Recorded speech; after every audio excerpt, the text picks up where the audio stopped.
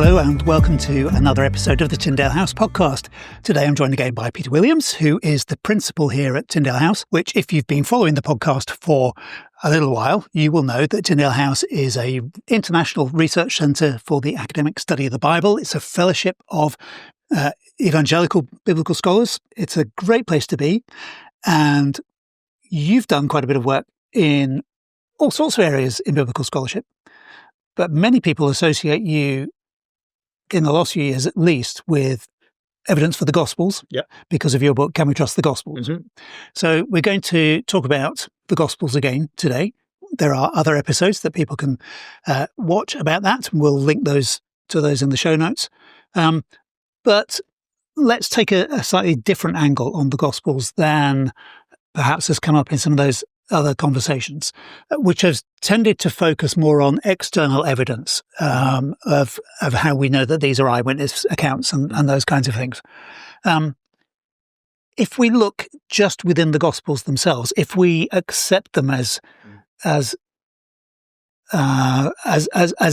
documents that have come from the ancient world, what do they tell us just from within themselves without looking elsewhere?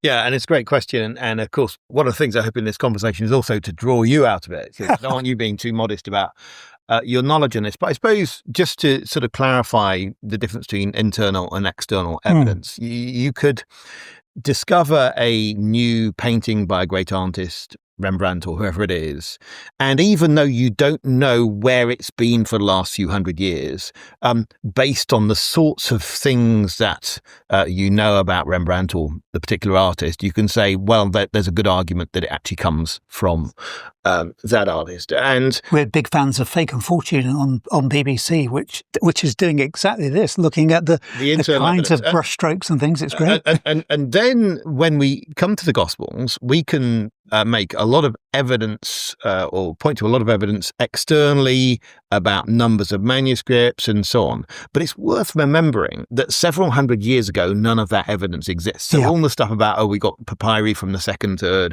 4th century would not have been available to people of the past, but they would still have access to evidence of reliability. And I think that's a really interesting thing to tease out. Clearly, when you look at the Gospels, if we didn't have a single manuscript of them from the first 1,000 years of Christianity, I mean, you imagine this counterfactual situation, I think you could say, well, look, they still have to come from the Roman Empire. They just know too much. Right, yep. They know about the political situation that we can say. They know that Herod's the king, that he's replaced to some extent by Archelaus. I mean, I'm just looking at it because you've opened up at Matthew 1. And so this is, the sort of thing we're getting in Matthew 2.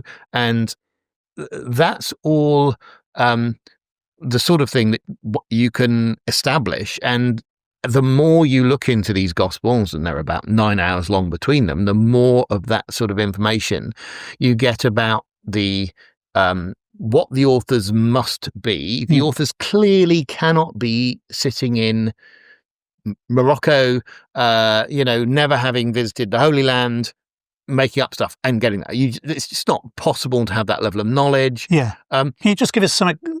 Sorry, I'm interrupting your flow, but it'd be good to have a few concrete examples. There you are. You're opening up Matthew 1.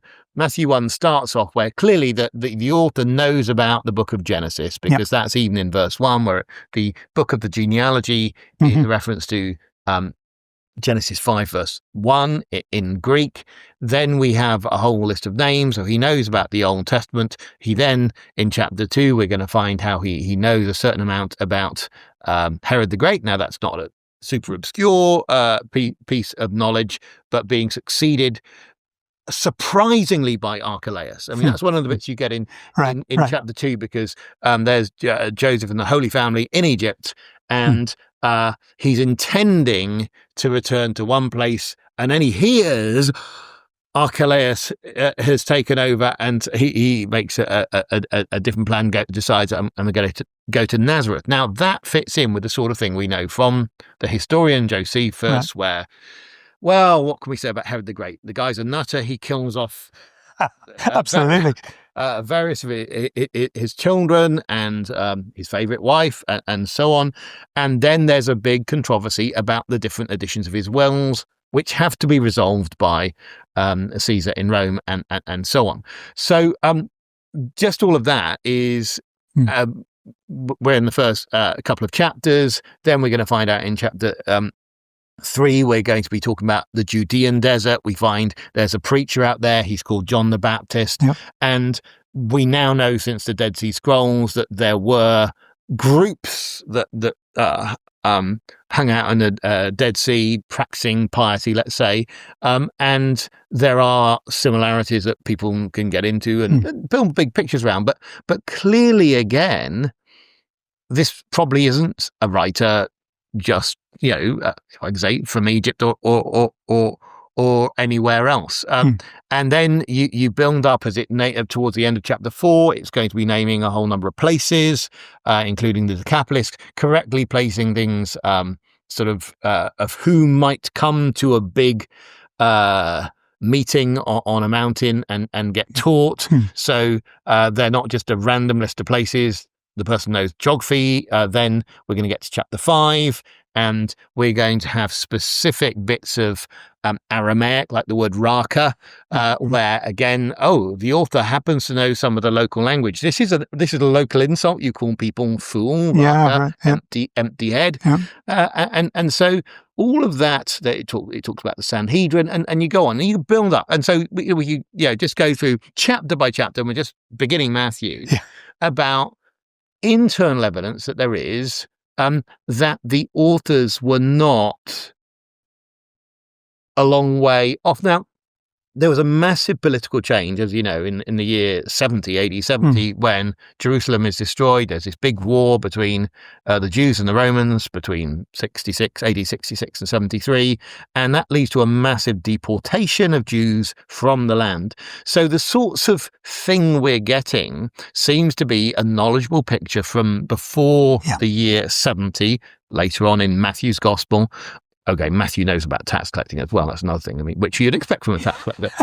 but you're going to get the knowledge of the sorts of things that are going on in rabbinic debates before the year 70. So all of that builds up a picture, and you see that internal evidence. So turning that round and then giving you a few seconds' notice to think about this, you must also find internal arguments as you think about wherever it is in the Gospels that.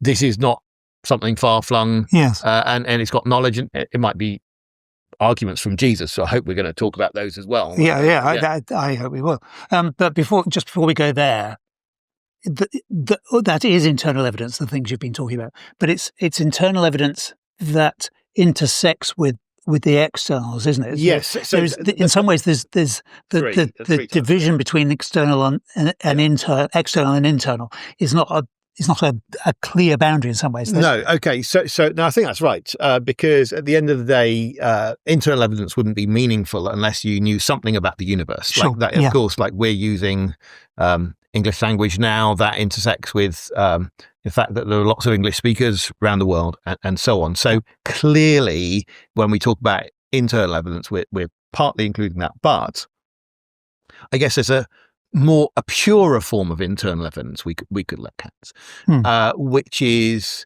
you've got a book, Matthew, let's say it's 2.5 hours long. How does it read aloud? Yeah, to read out loud. How does it get written? What do we know? What sort of structures does it have? Is this the sort of, does it show signs of insanity, if I could put it like that?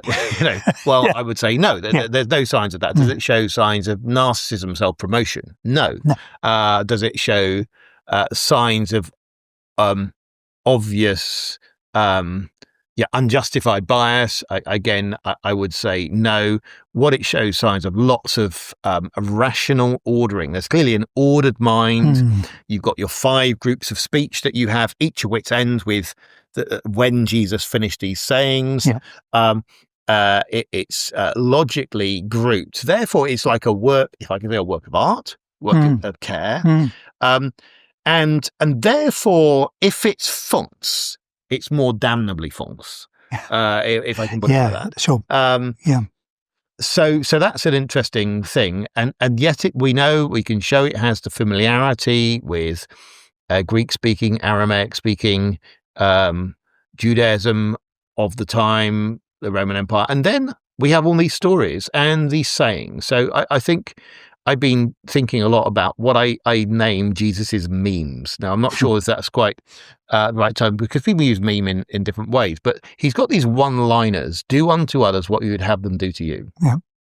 And that is just an astonishing saying. There's a rabbi a bit before the time of Jesus who says, whatever you don't want others to do, don't do to them. Negative. Yep. And the negative version comes in other world traditions as well. That's right. But Jesus uniquely seems to put it positively. The positive one, he seems to be the first. Yeah.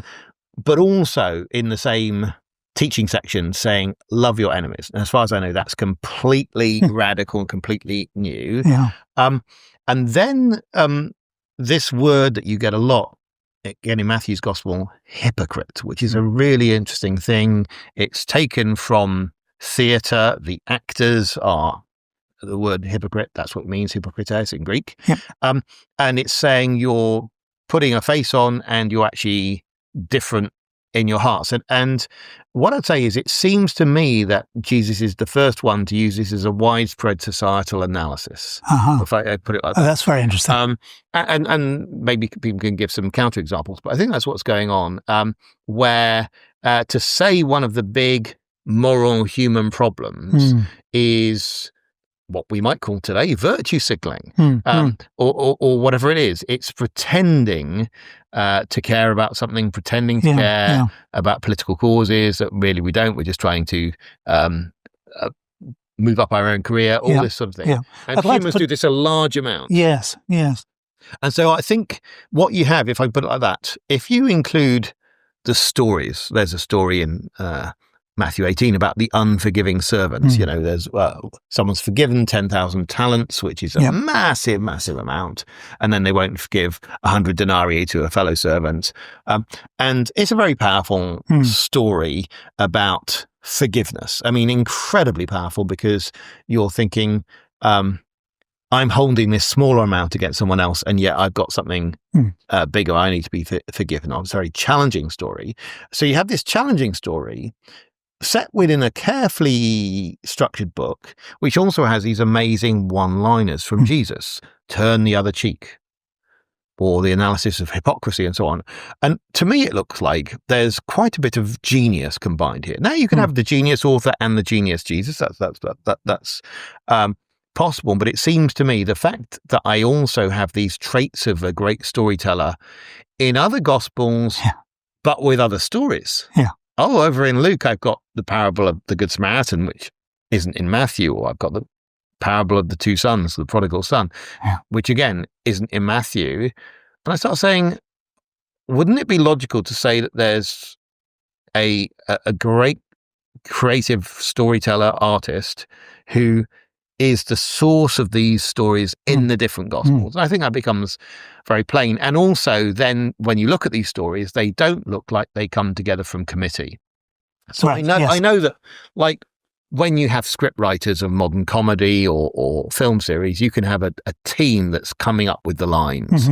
But usually what we find, particularly in the past, is, and even with the best stories today, is that there's one person who creates the basic outline of the story. And I don't think it makes a lot of sense to say Jesus comes up with some bits and then the Gospel writers add other bits to them, and then you end up with this brilliant work of art. So that would be some of the way I would run those purer arguments that the relationship between the Gospels and the person they're portraying as what the Gospels are about, namely Jesus, that suggests reliability.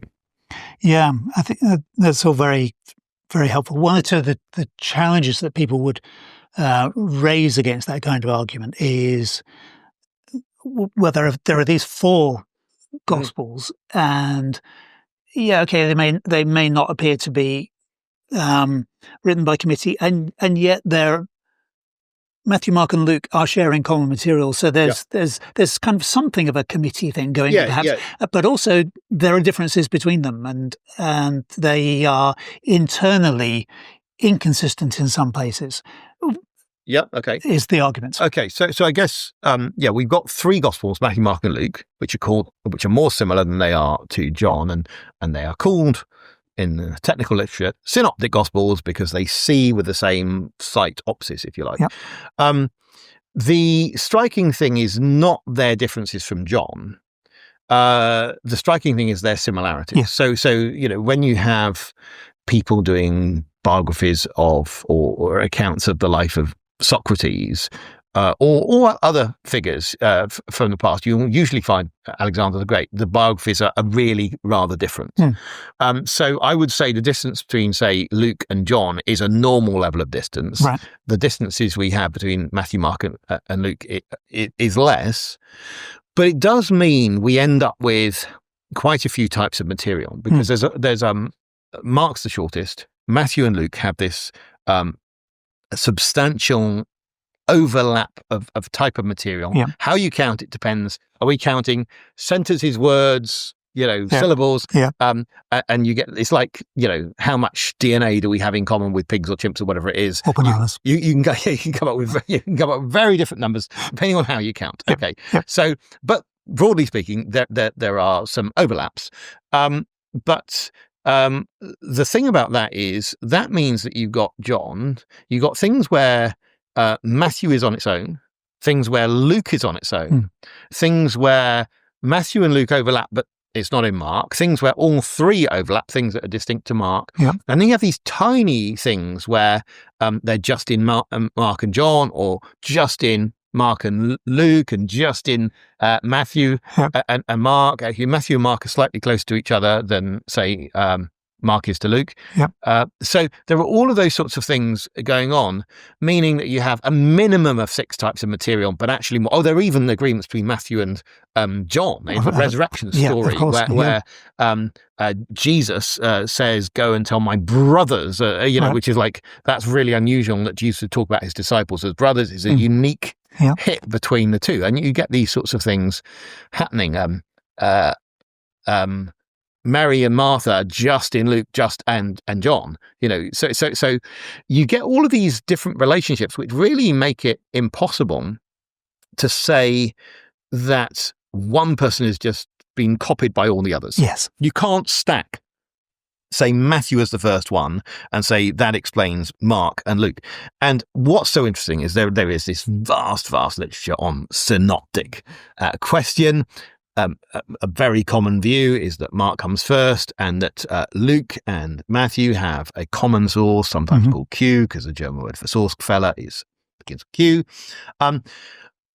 But there isn't really, and particularly now, there isn't much of a consensus on this, and people are rejigging the theories all the time, because the problem is synoptic studies is looking for a simple solution to a complex problem.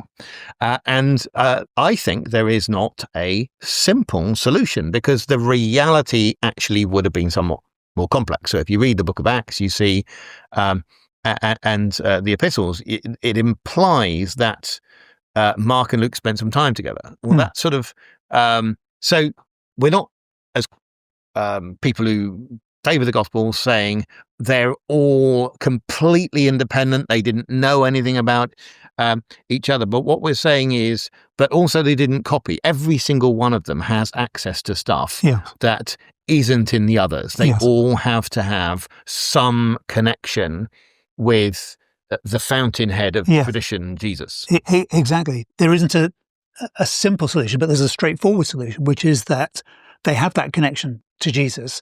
They either were part of the group of disciples. Matthew almost, it seems to me, is the Matthew of the disciples. There seems no reason to believe otherwise. Mark, well, from the very early days of the church, it was assumed or believed that Peter was the source of Mark's gospel, which seems entirely reasonable by the way that Peter's described in there in not very positive ways. It's quite... it's very open about his failures. So they're either part of the group who were experiencing these things in the first place, or they, like Luke, who's very clear to say, I've researched carefully. I've talked to people, and it's very evident that he has talked to people who knew stuff. So there's lots of sources, but they all lead back to a set of events involving Jesus that happened, a set of a whole number of occasions on which Jesus taught material, probably the same material in different ways on different occasions, and therefore things can come in different orders. But then, of course, they could put things in different orders because the whole way of writing somebody's life in the ancient world did not have the kind of the modernist sense of sequence that we imagine. One reading of the opening of Luke's gospel is he actually says he's arranging topically, but that there are different debates on that. But I think that the key thing is that you can't explain the gospels by sort of stacking them all on top of each other and say one is the foundation for the other ones, and you have 6 sorts of material plus more, all of which show these signs of having connection with a fountainhead genius and signs of reliability. Yes. The second thing you've been asking, though, is about what about disagreements and these sorts of things? And firstly, we've got to recognize some disagreements that we see are there because of our cultural lenses. Yeah. For instance, in the last 100+ years, we now use speech marks in Bibles. In English, they're just standard. It's very, at certain times, in certain contexts, in newspaper headlines, you don't use speech marks, but on the whole, we're using them for quotation. Yeah.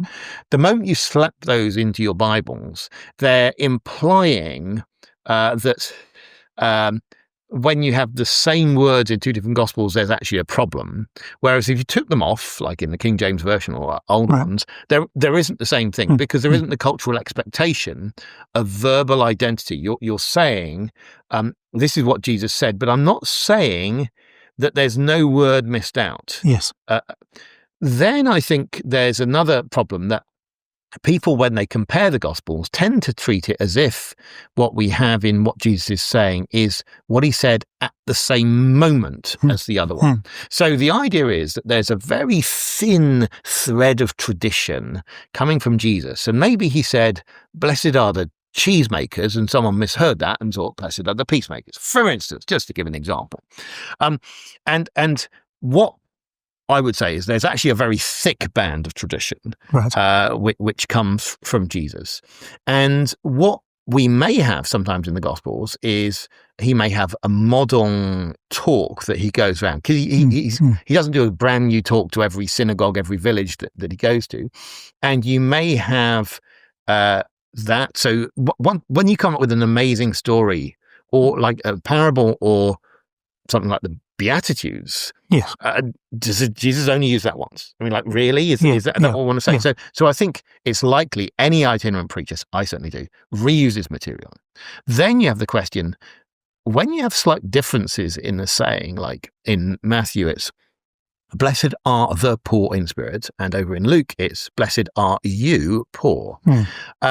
Which should Jesus say? Well, I'd say, let's go over to John. And in John, did he say, I am the vine, or I am the true vine? Well, according to John, he said both. Right. Moments apart. Yes. So you can allow for the idea that Jesus actually said, literally, both of those, they may both have been part of the same teaching session, minutes apart or whatever. Blessed are the poor, blessed are you poor. And in fact, that makes a lot of sense because poor in spirit involves alliteration in the Greek. There's poor and spirit, both begin with pi. There's a lot of alliteration in the context in Matthew. That makes sense as being delivered that way. He may have delivered the teaching because it's not a sermon on the Mount. It's more teaching on the mountain. Yep. Is he may have delivered it in 2 different languages. He may have delivered it both in Greek and in Aramaic. I think it's perfectly possible. And then what we've got is we've got a write-up of that. And some of this is speculation, of course. But the point is, any idea that this is defeater objection is problematic. And then... And it's not an issue that it's Luke is on the plain and Jesus is on the mount. Well, again, does that suggest two different occasions? People have different views on this. One possibility is, of course, it's a plateau. So it can be, the Greek word is pedinos, that can be used for a plateau. But also, I've given some talks, dozens, tens, scores of times. So many times. So people could say, was it the same talk? Well, I gave the same talk on two different occasions, sometimes even in the same place. I've got a certain, and so you could say Matthew 5-7 and Luke chapter 6 are clearly the same talk in some level. Yeah. Does that mean they're the same talk on the same occasion, or are they in a model talk? And that doesn't have to be resolved.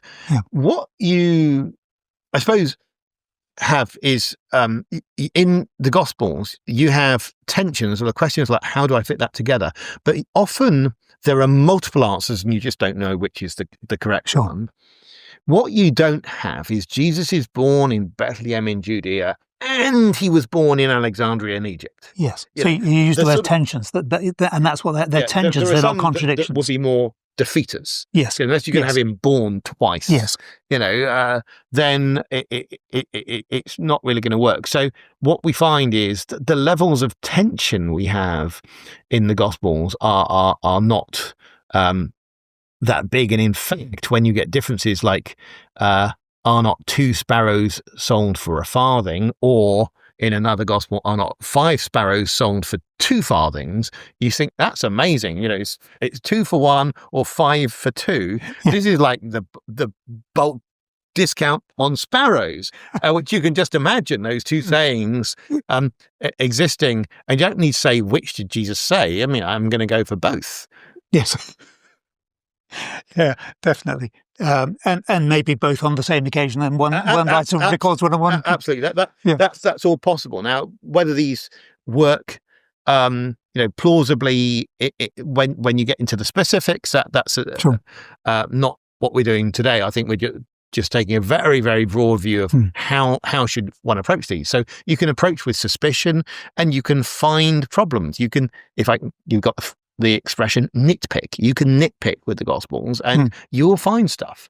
But there aren't things in the Gospels that really cannot possibly be reconciled. Our biggest problem historically across all the Gospels is Luke chapter 2, the census of Quirinius. I think we've even talked about it before. Yep. And it's not one without resolutions. We've talked about, I think, Sabine Hübner's work and so on. So there are, none of the problems in the Gospels keep me awake at night, or if I were going into a debate with someone adversarial, would make me worry beforehand of there not being any answer, if that makes sense. So I think overall, you can make a very good case for the Gospels from the internal evidence. Yeah, I think so too.